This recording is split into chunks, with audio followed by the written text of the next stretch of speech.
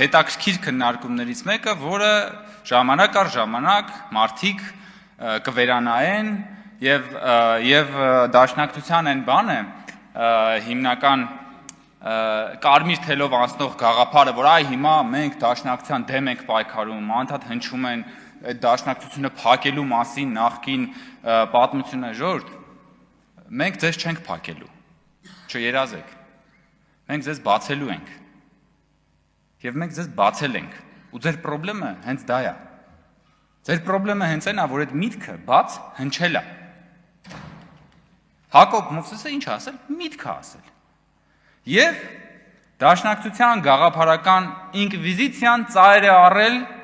մի նոր թափով ու դաշնակցությունը հիմա եկել է Հայաստան դաշինքը եւ խոսում է սահմանադրությունից, փրկում է, ուզում է սահմանադրական կարգը փրկի, բայց ես ախր զգում եմ, որ ինչ որ կեղծ երեսպաշտ բան կա այս քննարկումների մեջ Եվ ես գտա այդ երեսպաշտության ամենավառ ապացույցը, որ հիմա ձեզ ցույց կտամ եւ կհիշեցնեմ, հարգելի գործընկերներ։ Դուք ինչ եք ասում եք, որ ՀՌՀ անդամ Հակոբ Հակոբյանը պիտի լինի քաղաքականապես զուսպ եւ նա խախտել է քաղաքական զսպվածությունը։ Ասել է թե, որ դուք ասում եք հստակ, որ ՀՌՀ անդամը պետք է լինի քաղաքականապես զուսպ։ Շատ լավ։ Բայց եթե այդպես էր, Հայաստան խմբակցությունը Ոնց էր առաջադրում ՀՌՀ անդամի պաշտոնին Ռուբիկ Հակոբյանի թեկնածությունը որոշ ժամանակ առաջ։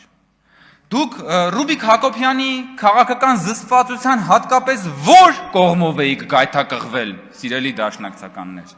Որ Ռուբիկ Հակոբյանի ինտելեկտուալ որ բարեմասնությունն էր ձեզ հատկապես գայթակղել, որ դուք նրան առաջադրում էիք որպես ՀՌՀ անդամի ապագա պաշտոնյա եւ դուք պատրաստվում էիք ընտրել, չէ՞ նրան։ Եվ դուք Ռուբիկ Հակոբյանին հոպատահաբար չէիք առաջադրել, դուք առաջադրել էիք նրան, որովհետև նա Ռուբիկ Հակոբյանն է, ով քաղաքացիական պայմանագրի մասին ասում է այնպիսի բաներ, որ Հակոբ Մովսեսը երբեք չի կարող ասել որևէ մեկի մասին, որևէ կուսակցության մասին։ Սա է ձեր երեսպաշտության ամենավառ ապացույցը, հարգելի գործընկերներ։ Գնացեք նա ձեր նախկին թեկնածուի մասին բան արեք խոսեք։ Կամ որ ասում եք Հակոբ Մովսեսի արտահայտությունից դաշնակցությունը վիրավորվել է։ Զարմանում եմ, դաշնակցությունը հիմնականում վիրավորում է։ Ընդ որում ոչ միայն գաղափարապես։ Կամ եթե դուք քաղաքական կուսակցություն եք եւ մասնակցում եք երկրի քաղաքական հասարակական կյանքին, ձեզ համարում եք որպես հարյուրամյա կուսակցություն, ձեր վերաբերյալ տրված ինտելեկտուալ գնահատականից խեք է ձեզ վիրավորվում։ Կուսակցություն եք, չէ, ապրող կուսակցություն եք, որը պետք է ունենա նաև ինքնահայեցում։ Իմ մոտ տպավորությունն է երբեմն ձեր խոսքից, դուք մտածում եք, որ դաշնակցությունը, ասենք, խաչքար է։ Խաչքար է, պետք է ասենք միջնադարյան խաչքար է դաշնակցությունը, պետք է հանկարծ չկպնես, թե չէ կնգնիկը կոտրվի։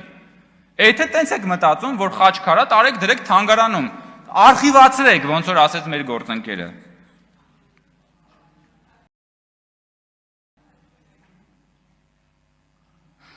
Պարոն Ռուստամյանը խոսեց մահ կամ ազատության մասին, ես մի քանի անգամ առիթ ունեցել եմ այս կարգախոսի մասին խոսել եւ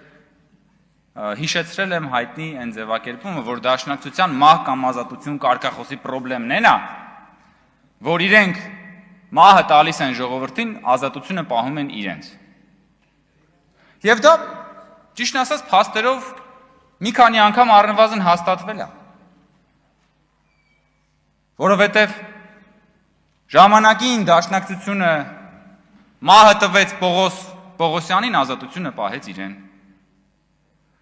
Այդ դաշնակցությունը 27-ին, հոկտեմբերի 27-ին մահը տվեց մյուսներին, ազատությունը պահեց իրեն։ 2008-ի մարտի 1-ին մահը տվեց այն 10 գնդակահարվածին, ազատությունը պահեց իրեն։ Որովհետև գնաց եւ կոալիցիա կազմեց այն ուժերի հետ, ովքեր որ շահառուն էին այն ահաբեկչական ակտերի, որոնք որ տեղի ունեցան։ Հիմա դուք եկել եք ասում եք մահ կամ ազատություն։ Ինքնիշխան պետության մեջ մահ կամ ազատության ձգտումը ինչին է միտված, կարող եք մի հատ բացատրել։ Կամ որ դուք անընդհատ ձգտում եք ազատագրվել։ Երբ որ դու չունես պետություն եւ ուզում ես ազատագրվել դեսպոտիզմից, դա ինչ որտեղ հասկանալի է։ Երբ որ դու ունես ինքնիշխան պետություն, դու ինչից ես ուզում ազատագրվել։ Եվ մի հատ էլ մահ կամ ազատությունը շարունակում ես համարել քո կարգախոսը։ Ինչից։ Ոնց որ թե ձեր մոտ ազատագրական պայքարը հիմնականում հաջողվում է ողջախոհությունից։ Ոնց որ թե դուք հիմնականում ռացիոնալությունից եք ազատագրվել միջև այս պահը։ Եվ ամեն կերպ մենք ձեզ ուզում ենք նորից վերադարձնել ռացիոնալության գիրկը եւ պարոն Մովսեսի ասած այդ քաղաքական ադապտացիան ինձ թվում է դրա մասին է։ Դա նրա մասին չի, որ դուք կրավորաբար բան արվեք, ուծացվեք կոնյունկտուրաներին, դա նրա մասին է, որ դուք 21-րդ դարում լինեք 21-րդ դարի քաղաքական ուժ։ Հիմա դաշնակցությունը ի՞նչ է, դաշնակցությունը հիմա ոնց որ գիտեք ինչ է, Pentium 1 է։ Ու հիմա ինքը ուզում է Pentium 1-ը տանի iPhone 17-ի վրա բան անի, այդ soft-ը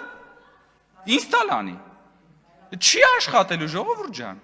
Ու հերիք չէ, ու ուզում է տար ժողովրդին, որ ժողովուրդն էլ օգտագործի այդ Pentium 1-ը iPhone-ի վրա, որ ասում է վերցրեք օգտագործեք ժողովուրդն, բնականաբար ոնց վերցնի այդ Pentium 1-ը օգտագործի։ Հələ դուք մնացեք Pentium 1 հասկացանք։ Բայց ժողովրդին կլի չպարտադրեք դա։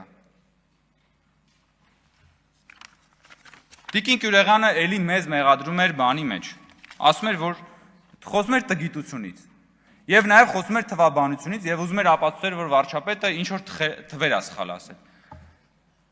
Ամեն անգամ, երբ որ Տիկին Կյուրեղյանը խոսում է կրթությունից եւ հատկապես մաթեմատիկայից, ես հիշում եմ, որ Տիկին Կյուրեղյանը պնդում էր, որ Բագրատը մտավ Վանաձոր եւ Անձրևը կտրվեց։ Եվ սա ուղղակի բնագիտության ավարտն է։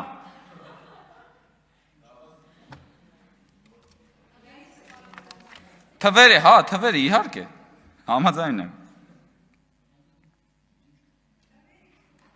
Որ թվերից, Տիկին Կյուրեղյան, դուք որ խոսում եք այստեղ պարգևավճարներից։ Հիմա շատ լավ։ Որքանով է բարոյապես ճիշտ, որ ինքներդ ստացել եք այդ պարգևավճարը։ Ընդ որում դա պարգևավճար չի, դա հավելավճար է։ Ինքներդ ստացել եք այդ հավելավճարը։ Բայց գալիս եք այս ամբիոնի մոտից, քննադատում եք այդ հավելավճարը, հասկանում եք։ Սրա մասին է խոսքը, որ ինչի չեք հրաժարվել դրանից։ Ինչի չեք հրաժարվել։ Ինչու չեք հետ վերադարձնել պետական բյուջե այն հավելավճարը, որը որ դուք ստացել եք եւ քննադատում եք մեզ դրա համար եւ բոլորին դրա համար։ Ինչի եք տարել, սիրուն, ծախսել, ամեն ինչը արել, հիմա գալիս եք եւ երեսպաշտորեն փորձում եք հանրությանը ներկայացնել, թե դուք բան եք, այսպես բանով ժուժկալ կյանքով ապրող ընդդիմադիրները, որ բան չեք արել, այդ հավելավճարը չեք ստացել, ստացել եք։ Եվ անարդարությունն նրա մեջ է, որ դուք դա ստացել եք, ձեզանից առնվազն մի մասը պարազիտանալով, որ չեք էլ աշխատել դրա համար։ Կամ որ ասենք այդ պարգևավճարից եք խոսում, էլի, ժողովուրդ ջան։ Եվ ասում եք, որ պետական բյուջեի փողերը։ Լավ, բայց ձեր շեֆին Ռոբերտ Քոչյանին խի չեք ասում, այդ որ դատախազությունը քեզանից պահանջում է $200 միլիոն ապօրինի գույք։ Այդ հələ մեծ վերցրեք այդ պարգևավճարները եւ մի հատ դրա կողքը դրեք Ռոբերտ